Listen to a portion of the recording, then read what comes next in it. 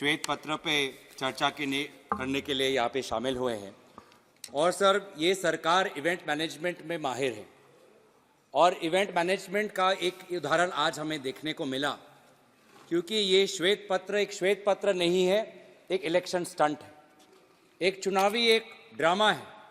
ये अपने सरकार के जितने भी विफलताएं हैं उसको छुपाने का ये बहुत एक प्रयत्न है, एक साजिश है। लेकिन लोग इस साजिश में पड़ने नहीं वाले। लोग आपके श्वेत पत्र पे विश्वास नहीं करते, शायद आप ही के दल के सदस्य विश्वास नहीं करते, इसीलिए आज कोरम भी नहीं था, लोग बाहर चले गए, क्योंकि ये बातें ना सिद्ध हुई है ना प्रमाणित हुई है।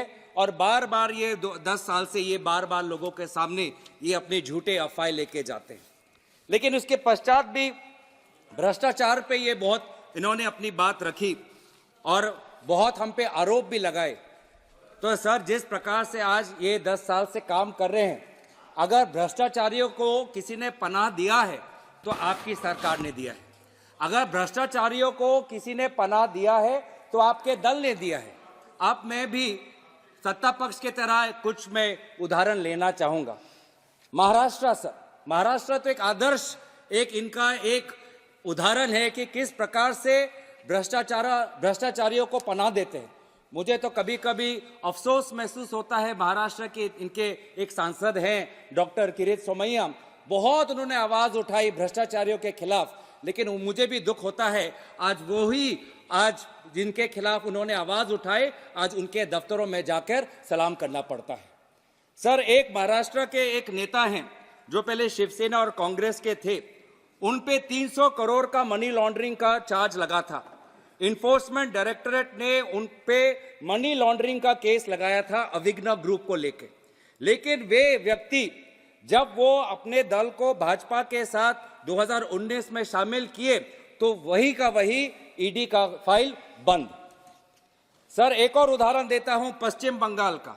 नारधा को लेके इन्होंने बहुत से एक स्टिंग ऑपरेशन वहां पे बहुत चर्चित हुई थी। नारधा को लेके इन्होंने बड़े नेताओं का नाम लिया था, पर एक विशेष नेता जब बीजेपी में शामिल हो जाता है और उनके विधायिनी दल का सभापति बन जाता है तो उस पे नारधा का जो कलंक उसका साफ हो जाता है। असम में, सर, असम में इन्होंने 2015 में एक बीजेपी ने एक बुकलेट निकाला था, सागा ऑफ स्कैम्स।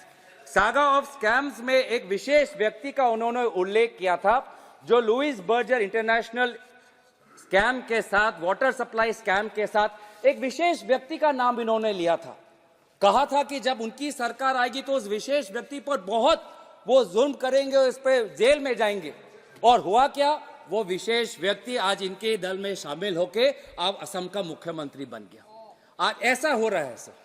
आज सर, छत्तीसगढ़ में जब इनकी सरकार थी, छत्तीसगढ़ में जब इससे पहले जब डॉक्टर रमन सिंह जी की सरकार थी, तो ये बहुत कहते थे उस समय कि हम काला धन का पैसा बाहर से वापस ले आएंगे। लेकिन पनामा पेपर्स में जब उस समय के छत्तीसगढ़ मुख्यमंत्री के बेटे का नाम उल्लेख हुआ तो पनामा पेपर्स सब ये भूल गए। मेघालय में सर दुख होता है सर कि कभी कभी गृह मंत्री अमित शाह जी को भी अपने बातों को उनको शायद कभी कभी व्यक्त करते हुए शायद उनको भी अफसोस होता है कि उनके मुंह से क्या शब्द निकल गया।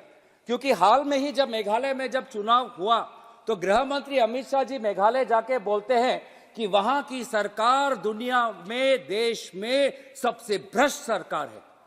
और फिर क्या हुआ, जब चुनाव में देखा कि भाजपा को कोई एक विधायक मिला तो उसी सबसे भ्रष्ट सरकार में ये शामिल हो गए।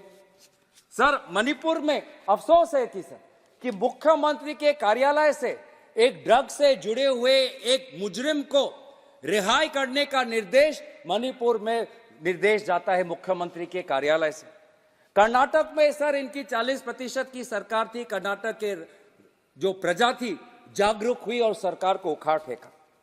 बार बार ये विभिन्न जो यूपीए के टाइम में सीएजी रिपोर्ट के आधार पे जो कुछ अलग अलग अफवाहें निकलती थी उस पर ये बात बहुत आपत्ति जताते हैं। लेकिन मैं ये पूछना चाहता हूं कि कुछ महीने पहले सीएजी ने एक रिपोर्ट निकाला था कि द्वारका एक्सप्रेसवे को लेके बहुत वहां पे कॉस्ट ओवररन हुआ। तब तो सीएजी रिपोर्ट पर आपने कोई एक्शन नहीं लिया। रिपोर्ट में आया एक दूसरे रिपोर्ट में सर आयुष्मान भारत को लेके कि किस प्रकार का आज भ्रष्टाचार आयुष्मान भारत में हो रहा है। सर, आयुष्मान भारत में ऑडिट में लिखा गया कि लगभग 7.5 lakh beneficiaries have been registered with the same mobile number और कोई इन्वेस्टिगेशन नहीं। 7.5 lakh people have been registered with the same mobile number और ये सरकार सो रही है। वही रिपोर्ट में लिखा है कि लगभग 88,000 लगभग 90,000 लोग जो मर चुके हैं उनके नाम पर क्लेम जा रहा है और उस पर कोई कार्रवाई नहीं। ये लोग सो रहे हैं। सर, और भी मैं उसके उदाहरण देना चाहता हूं सर, किस प्रकार का इनका वॉशिंग मशीन काम करता है। मैं नाम नहीं लेना चाहूंगा कि सर, अगेन दोबारा महाराष्ट्र में आता हूं। महाराष्ट्र में सर एक पब्लिक ट्रस्ट महिला उत्कर्ष प्रतिष्ठान, इसको लेकर ईडी ने ये चार्ज दिया कि ये मनी लॉन्ड्रिंग का एक जरिया बन गया और उस ट्रस्ट को लेके जिस पर पहले ईडी कार्रवाई कर रही थी, जब वो शिंदे कैंप में उस सदस्य का शामिल हो जाता है तो ईडी का फाइल बंद। सर, ऐसे ही शिंदे कैंप में बहुत से लोग हैं, मैं अगेन नाम नहीं लेना चाहूंगा, लेकिन एक फॉर्मर चेयरमैन है बीएमसी पे, उन पे भी ईडी का foreign exchange management act FEMA के तहत उन पे कार्रवाई चल रही थी। लगभग उनके जो बांद्रा में जो उनकी फ्लैट थी ईडी ने जब्त कर ली। नियरली 40 उनके प्रॉपर्टी पे कार्रवाई चल रही थी। जब वो बीजेपी के साथ शिंदे कैंप में चले जाते हैं, कार्रवाई बंद। वैसे ही एक विधायक है जो टॉप ग्रुप के साथ जुड़े हुए हैं, उनको ईडी ने चार्ज किया कि लगभग 7 करोड़ का फायदा हुआ है, किकबैक मिला है एमएमआरडीए में, लेकिन वे भी जब बीजेपी के साथ शामिल हो जाते हैं तो ईडी पे बंद। तो ये किस हैसियत से बोल रहे हैं कि ये भ्रष्टाचार के खिलाफ है? किस हैसियत से ये बोल रहे हैं कि ना खाऊंगा ना खाने दूंगा? जो भी खाता है बीजेपी में शामिल हो जाता है, जो भी खाता है बीजेपी का सदस्य बन जाता है। बीजेपी पनाह दे रही है। बीजेपी ने एक आश्रम खोल रखा है भ्रष्टाचारियों के लिए और सबसे ज्यादा अमीर लोगों के लिए। एक व्यक्ति है जिनके खिलाफ स्वयं प्रधानमंत्री बोलते हैं। सर, एक व्यक्ति है जिनके खिलाफ स्वयं प्रधानमंत्री मोदी जी बोलते हैं कि इस पे 70,000 करोड़ का यहाँ पे इरिगेशन को लेके स्कैम हो रहा है। स्वयं प्रधानमंत्री बोलते हैं और फिर वही व्यक्ति आज प्रधानमंत्री से मिलते हैं और कहते हैं कि मैं महाराष्ट्र का नया उप मुख्यमंत्री हूं। ये हो रहा है सर। 70,000 करोड़ का ये भ्रष्टाचार का आरोप लगाते हैं। अरे, हमने तो किसानों का 70,000 करोड़ का कर्जा माफ किया था, आपने तो एक विशेष भ्रष्ट से लिप्त हुए एक व्यक्ति का 70,000 करोड़ आपने माफ किया हुआ है। सर, तो सर बार बार ये ईडी को लेके, ईडी सर आज बीजेपी का एक दूसरा अंग बन चुका है। ईडी को लेके सर आज हम ये देख रहे हैं कि किस प्रकार का मिसयूज ये ईडी के खिलाफ कर रहे हैं। ईडी का काम है भ्रष्टाचारियों को पकड़ना, लेकिन आज इन्होंने काम कर दिया है कि ईडी के द्वारा लोकतंत्र और विपक्ष की आवाज को कैसे कुचला जाए और बीजेपी में भ्रष्टाचारियों को कैसे शामिल किया जाए। ईडी इनका विशेष अस्त्र है। आज सुप्रीम कोर्ट में एक एफिडेविट में लिखा है, a clear trend of using ED raids as a tool of harassment has been indicated. The action rate on complaints filed pursuant to raids. कौन सा नियम है? बीजेपी पार्टी का नाम लेने के लिए इनको नोटिस देना होगा सर।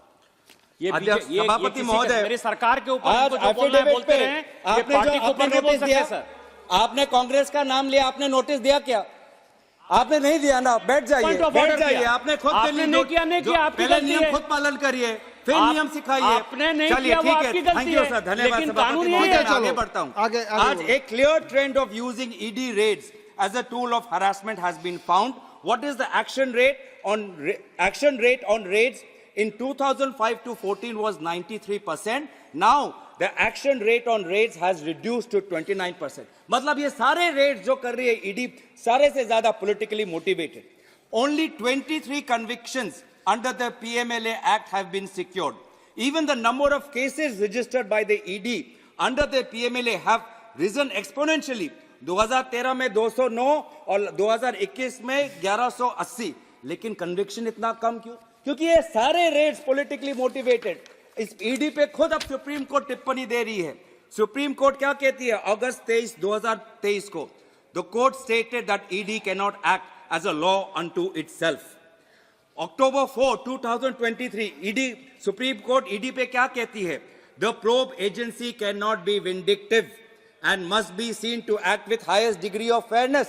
सर ये मैं नहीं कर रहा, कोर्ट कह रही है ईडी पे, और ये बोलते हैं कि ये भ्रष्टाचारी के खिलाफ है।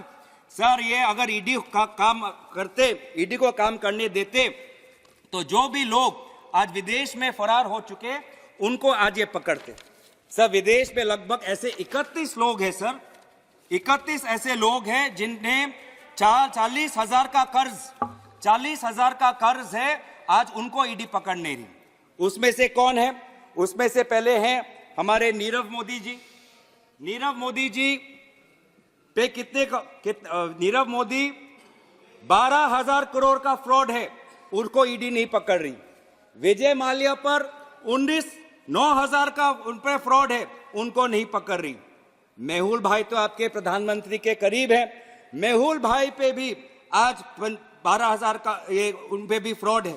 जतिन मेहता विंसम डायमंड, हीरे के वित्त मंत्री ने हीरा का उल्लेख किया था, तो एक विंसम हीरा है। एक सर बोलने दीजिए, मेरे पास पार्टी का समय है सर। जतिन मेहता जो विंसम डायमंड्स हैं, 7,000 करोड़ ऊपर कर्ज है, फ्रॉड है, नहीं पकड़ते। ललित मोदी 125 करोड़ का आज उन पे फ्रॉड है, नहीं पकड़ते।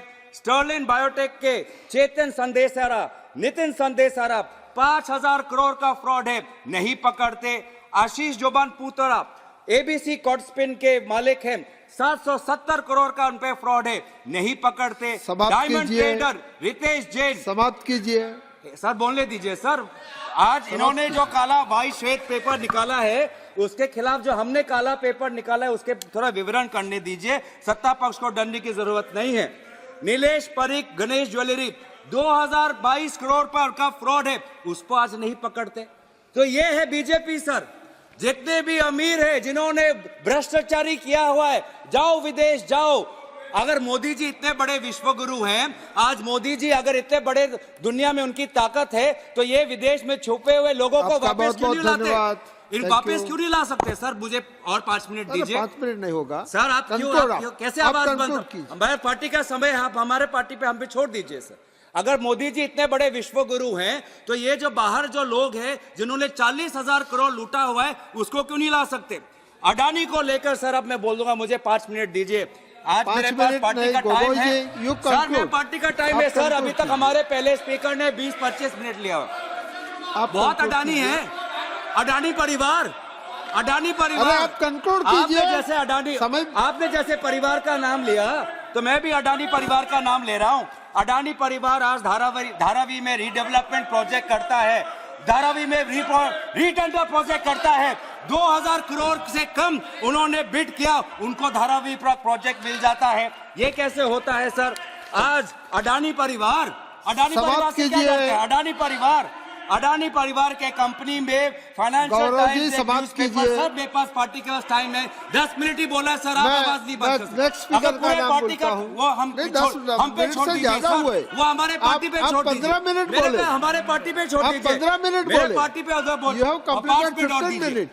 अडानी परिवार में एक चाइनीज है, उन्होंने 12,000 करोड़ कोयला का ओवर इनवॉइसिंग किया है। उस 12,000 कोयला का इनवॉइसिंग पे आज हमारे देश के ग्राहक, आज बिजली का भाड़ा बढ़ चुका है, उस पे कोई कार्रवाई नहीं होती। क्या आज अडानी परिवार पे जब भी अडानी परिवार का मोशन या रिजोल्यूशन, सर मेरा टाइम नहीं, मोशन और रिजोल्यूशन जिस विषय पर है हमारे वही बात करेंगे। टाइम है, नहीं कटना चाहिए। 59 पेज का जो ये व्हाइट पेपर है सर, उसमें संदेशारिया कहाँ है, विजय माल्या कहाँ है, ठीक है, अडानी कहाँ है, उसमें अंबानी कहाँ है। जैसे कि मैं कह रहा था, तो सारे अडानी परिवार पे आज एसबीआई की बात करते हैं। अडानी परिवार को $1 बिलियन का लोन मिलता है ताकि वो कोयला ऑस्ट्रेलिया से ले, तब इनको कुछ नहीं पता है सर। मैं दूसरा तो इस प्रकार का सर, बस 2 मुझे और 2 मिनट लीजिए। राजीव रंजन सिंह जी, ठीक है, थैंक यू। राजीव रंजन जी,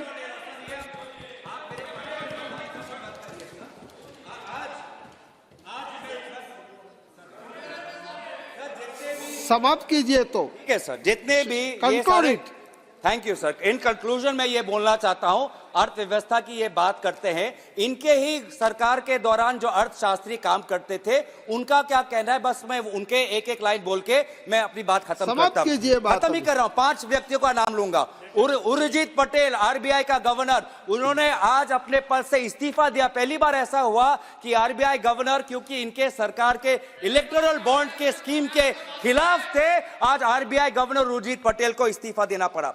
सुभाष गर्ग जो फॉर्मर किताब, चलो क्या हो रहा है सर? राजीव रंजन जी, अब बोलिए।